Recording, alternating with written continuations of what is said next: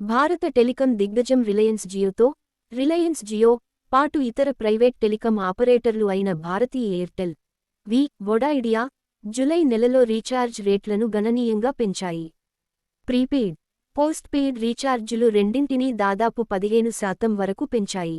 Tariff రేట్లను గణనీయంగా పెంచడంతో చాలా మంది వినియోగదారులు ప్రభుత్వరంగ టెలికాం ఆపరేటర్ అయిన బిఎస్ఎన్ఎల్ వైపు మొగ్గు చూపారు.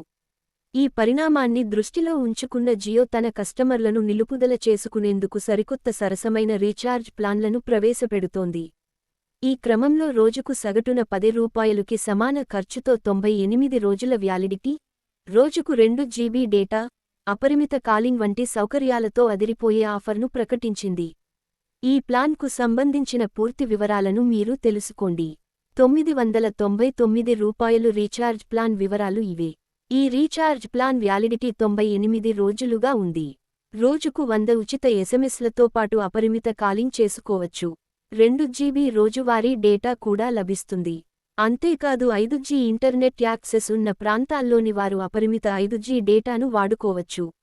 Jio TV, Jio cloud, Jio cinema వంటి కాంప్లిమెంటరీ సబ్స్క్రిప్షన్లను కూడా వినియోగదారులు పొందవచ్చు.